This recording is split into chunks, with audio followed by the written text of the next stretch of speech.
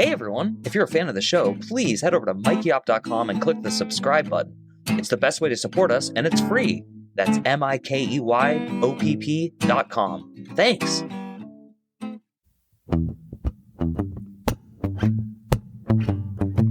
Hello, everybody, and welcome to Coffin Talk, Exit Interviews with the Living. Today, I am very proud to have our guest as my brother, Sam Oppenheim. It's not every day that you get to interview your own brother on a podcast, or actually, it probably is every day for a lot of people. But anyway, Sam, welcome to the show. How are you doing? Hi, good. Thank you for inviting me on. I'm excited. Awesome. And what our listeners should know is that I require absolutely no experience or any sort of background for this podcast. The whole point is just to interview a wide array of people. So obviously I am going to interview people in my family as well as people I don't know. But today I'm going to treat you like a stranger until things get back to that primordial stage where we're like siblings and we start arguing. Sound like a fair plan? Absolutely. Cool. So how about just a little bit of background information real quick? If you don't mind telling me, where did you grow up and how old are you and what generation do you think you belong to? Sure. So I was born in 1979, which means that this year, I guess I will turn 42. I grew up in the Bay Area of California. And although I was born during the Carter administration, children don't form those memories. So my youth is the 80s. So I'm a child of the 80s. That is the generation I put myself in. But then there's these terms like Generation X and all that. I don't think that really pertains. It doesn't make much sense to me as a way to, I think decades make more sense to most people listening probably. Yeah, and I totally understand that. I asked the question just to kind of situate people so the audience kind of knows, because I'm actually thinking a lot of stereotypes are going to be broken with this podcast. And what kind of stereotypes would those be? It'd be stereotypes of how people view life and death, basically. So without any further delay, the big question that I sometimes start with, but not always, what do you think happens when you die? So that's a good question. I mean, obviously, none of us probably know with certainty, and I don't really know that I formed my complete opinion. My opinion might be swayable, but I think that I like the idea of, which I guess is how I've formed my own understanding of it. I like the idea of something sort of in the Buddhist Asian realm where there is something ineffable that is in some way associated with me that you could call the self or the soul in a religious context that would continue after my death. But I don't know if I really understand or claim to have knowledge about what happens beyond that. Something happens. I would love the idea of reincarnation, but some background on me. I have studied religion in college, and it's really interesting to see what philosophers and religious folk have said about it. And the idea, like in Buddhism, is that you don't actually continue to associate yourself with your soul, because that would be attachment. And so part of me thinks that you should just sort of accept that maybe there is some continuation, but I don't actually claim to know. I guess I believe that I just might become one with the universe, but not disappear completely. Well, that was a very good answer. You gave me about 6 strings I want to pull on and kind of I want to get the clutter removed so that it's more clear to you and me what you think. So my first question would be, you said that there's a you, and then you used the word ineffable, which I love, that there's an ineffable part of you. So let's get into this idea of you with what seems to be a dynamic of multiple yous that you're calling one you. So who is Sam? Right. I mean, the identity I have was given to me by my parents and my upbringing, right? And so I identify with myself. And so you watch those movies where you switch bodies and you identify with yourself still, even though you're in a new body. I do believe in that. There's something running that is Sam. But of course, it's almost 100% associated with this body. Well, let's get into that almost part, because that's really interesting. So is there a part of you that is confident that Sam will go on beyond this life? To a certain extent, no. And to a certain extent, yes. I'm sorry if that's a bad answer to the question. No, there's no such thing as a bad answer except hanging up on me. But other than that, I think I'm good with almost any answer. But what I do want to know is, how confident are you that what happens here actually matters. Well, I'm extremely confident that what happens here matters because I have no way of knowing anything beyond this. And I think that I'm a history teacher, by the way. I think that what happened in the past has a great impact on us now. And it's very important to understand history, at least for some percentage of people. I don't think that all humans have to study history. That would be absurd. But I think it's very helpful to study it and to understand it. So I think that what happens now matters a great deal because I do believe that reality is true. I don't believe that this reality is an illusion and does not exist. That being said, I do like the religious idea of there being a greater truth beyond this reality that we're not that aware of now. Okay. And so that awareness, you kind of alluded to this earlier, and if I'm putting words in your mouth, please stop me. But you think there's a chance that the current version that you're calling Sam merges into that? Yeah, I mean, so I have this, when you're a child, you sometimes get ideas that stick in your head. And so I don't know where I got this from, whether it was like a children's book, like maybe Douglas Adams and the universe or something. But I think I got the idea somewhere that how an octopus has 8 arms, right? But maybe God, universal, religious spirituality has an infinite number of arms, and each arm is a soul. So my soul that I identify with me is somehow like an arm connected to the universal God figure spirit. And so when I die, then, it would go back into that. Or, there's the other metaphor, which is the drops in the ocean. You are a drop falling from a cloud while you're in your life. And then when your life ends, you return to the ocean. And then at some point, you evaporate back up into a cloud and drop into a body again and fall to the ocean. Okay, so are you into this idea and it's something I should explore? Is this something that you feel more confidently than not is likely for you? Yes. That would be the way that I think it is. And I would, yeah. Okay, that's a good enough answer. So just work with me here because I'm going to ask you 6 questions in a row and they are, sequenced because I'm trying to figure something out from every guest and it's the same thing. So do you think that morality affects whether or not every single person alive right now merges back into that singularity? No. Okay, so with that answer of no, what consequences do your earthly actions actually have? Because you said you believe in history, and I'm not knocking anything you said, nor am I even disagreeing with it, but I want to really, really pull on this and make sure that it's cogent. Right. So I believe that your actions have the greatest impact on the future in this realm that we all exist in. But I do like the Asian concept of karma, the idea that your actions could have an effect on you or your soul or the spiritual realm in the future. You like that, but do you actually let that affect the way you live? Have you ever seen a sign that said, "Don't take this donut," and then the reason you didn't take it is because you believe in this idea of karma and merging into the singularity? No, I think that my morality is more informed by the impact it would have on humanity. So if you were to take me down a road and you were to say, here is a moral choice and it will not affect anyone on the planet. It won't save an animal. It won't save a life, but it's morally the right thing to do for your karma. I would be less motivated than if you said, it will not count towards your karma. No one will know about it when you die, but it will save a life, or even if it will save an insect or a small mammal.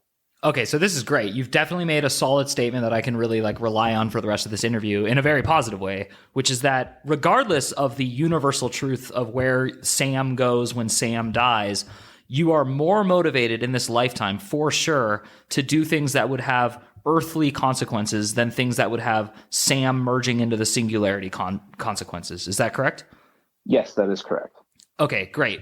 So how much does this philosophy of yours, which is a great philosophy, you have 2 philosophies kind of merge into one. You said, I'd like to think that, I merge back into something, but I'm not willing to literally bet my life on it. And then you said, but either way, I am very sure that the consequences of the past affect the present that I live in and the present future that you won't live in. Is that correct?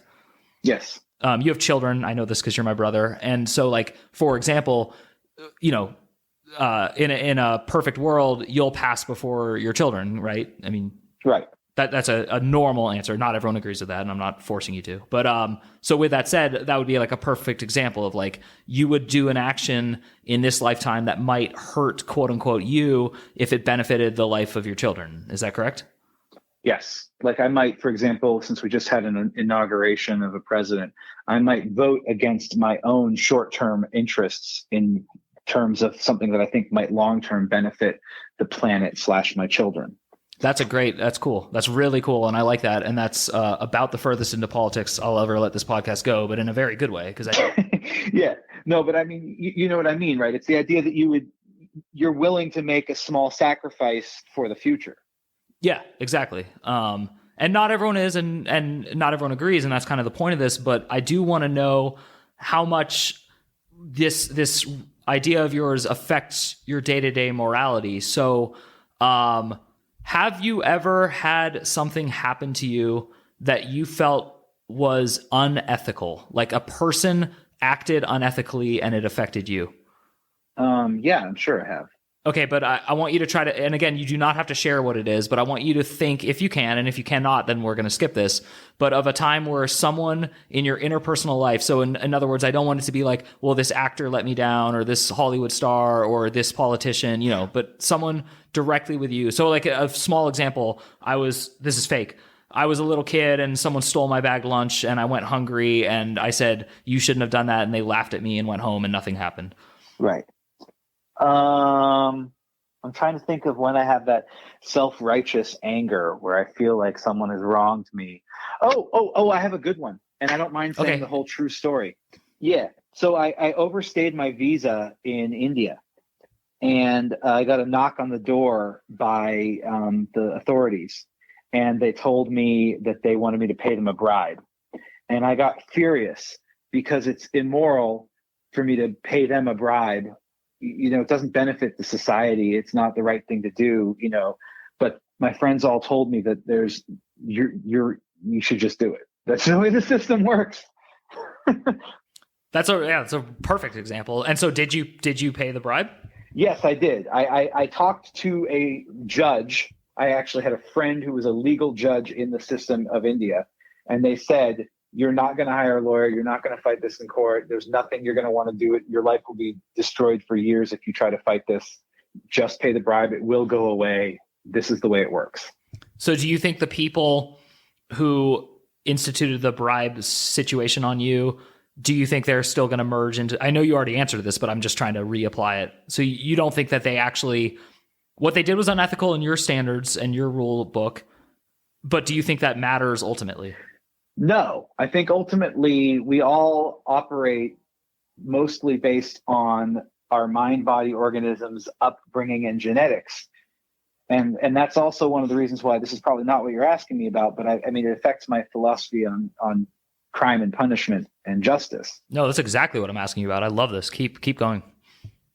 Well, I mean, I think that it's fine for us to punish people. I think it's fine for us to have a criminal code, and it's fine to send people to jail. But I don't think that it should be based on, I don't think it's the guilty party's fault entirely. And I think that most social scientists would agree. Often a criminal, let's take, one of the crimes that a lot of people debate about, like drug crimes, right? The people who are caught up in the jurisprudence system and are behind bars for, even violent crimes with weapons associated with drugs were often led down a path of least resistance that led them to that decision that ended them up in the court system and in jail. But that was a system that they were born into, that they were a part of, that they were living and that they experienced. And that the individual decisions they made on the path that led them down to that point where they interacted with the justice system actually make sense in the context of the society that they were in. And I don't blame them entirely as being, morally awful or having made moral mistakes at every point along the way. I think some of it was just the way they were raised, the society they were in, the parents they had, the friends they were introduced to, the teachers they had in school, the street they grew up on, the people surrounding them. And they made decisions that made sense for them, that was not necessarily immoral. And the same way with the person who got the bribe from me. I think that was just the way that they'd been, sort of trained. That was the way their organism, the way they operate in society. Well, so you said earlier that you studied religion. I mean, I know your whole background, but for our audience, you studied religion, you've studied philosophy, you're currently a history teacher, but you've done a lot with all of these fields that actually apply to this podcast, which is one of the reasons you're one of my first guests ever. And so what I want to know is, do you believe that you've studied a lot of cultures. Is there a universal ethical rule that is generally speaking universal and followed? Well, you know as well as I do, the golden rule, do unto others as you'd have them do unto you, is basically it. And when we talk about things like morality and law, I think it's very important to have morality and law. I think that you look at the Mesopotamians, and one of the things that we remember them for in history class is the law code, the Hammurabi's code of law. And I think law codes provide. And was that not to step all over you, but was that eye for an eye? Yeah. Eye for an eye, but also 2,000 other ones. And basically the idea of having a law code provides stability and predictability for society and allows cultural development at a higher level. So, okay, I want to jump now. This is not a stretch in my head, but you do have two children, and they're pretty young. One is 5 and one is 8, I believe. Is that correct? Yeah. So let's just talk about the 5-year-old. Does the 5-year-old understand morality and ethics, in your opinion? Sometimes, if it's been something that's been repeated, there's a development happening there. But is there an intuitive, natural understanding of ethics? It's a good question. No, I don't think so. I mean, I think that if you were to throw a bunch of humans who are babies out into the woods and have them grow up, they would form ethics. I think it's a natural thing that happens, but I'm not sure it's intuitive without a group. Like one alone does not form ethics. Ethics are based on the group. That does make sense to me, and I would never argue against that, nor would I argue for it necessarily. But the reason I'm mentioning that is because what I want to understand is, do you believe there's any sort of natural ethical system that develops? You said the golden rule, you cited one, but because you have 2 young children and you've watched them grow up and you've had to instill ethical boundaries and ethical rules, not only your own, but the ones that school and society demands, I'm kind of curious how it feels to be on that side of evolution now, as opposed to going into your own memories and that trip to India. Yeah. Well, I mean, it's bizarre. I mean, for example, you have a girl child and you try to enforce the norms of wearing clothes in a certain way. But if they had been born a boy child, I would maybe let them run around in their underwear more, and is this right or wrong? No. Is it culturally normative? Yes. There are rights and wrongs, but I think that the vast majority of things are not right and wrong. And so you ask me if there's a true law to everything that is determinative of right and wrong, I like to go to the simple one of do unto others, right? But then you can go into these systems of philosophy where in Jainism and Buddhism and Hinduism, to a certain extent, you're supposed to try not to kill insects. You don't want to kill insects. Why would you bring on, do an action that would possibly cause harm to your karma, right?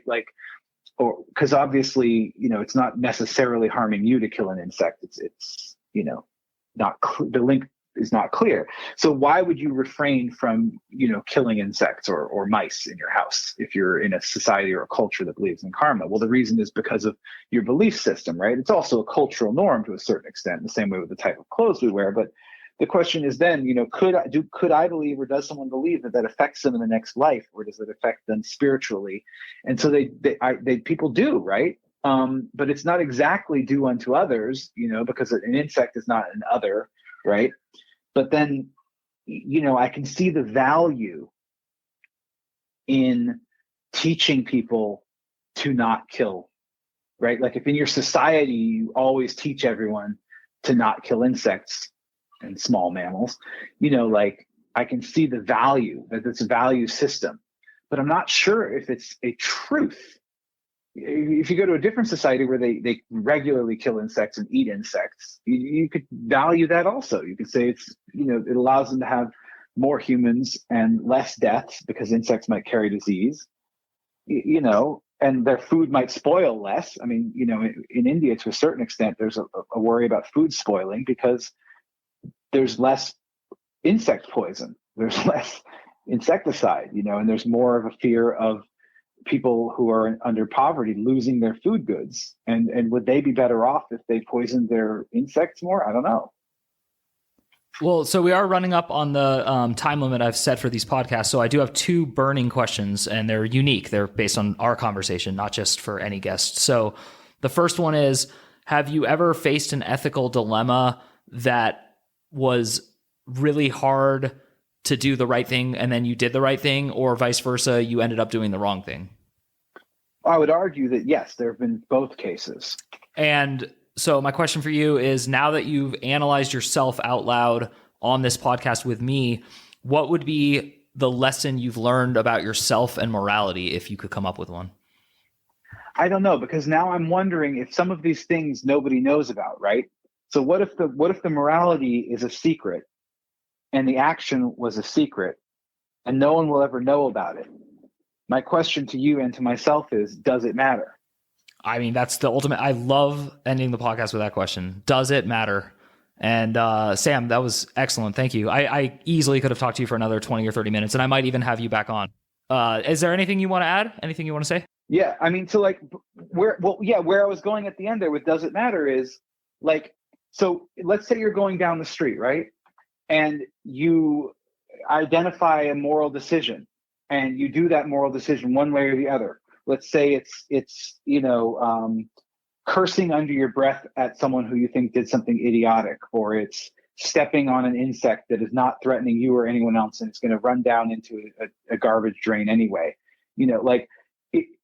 Does it matter? Like, does it actually have an effect? And then there's bigger, moral decisions too. Like, you're no one ever is going to find out, but you steal something. No one's ever going to find out, but you take a parking ticket that's flown away and put it back on the car window, helping the police and hurting the individual who parked. Do these things matter in the infinite? If it's like a tree falls in the forest and no one hears it, it's like, do moral decisions matter if you can't determine the effect of them? Well, I love that. I love that as a way to end the podcast. And so, Sam Oppenheim, my dear, dear brother, thank you for adding another nail to the coffin. And hopefully we'll have you back on. And thank you again. Thank you for hosting me. Be well. Bye.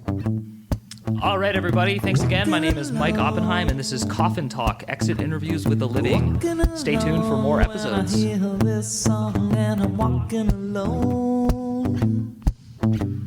Walking alone when I walk into you.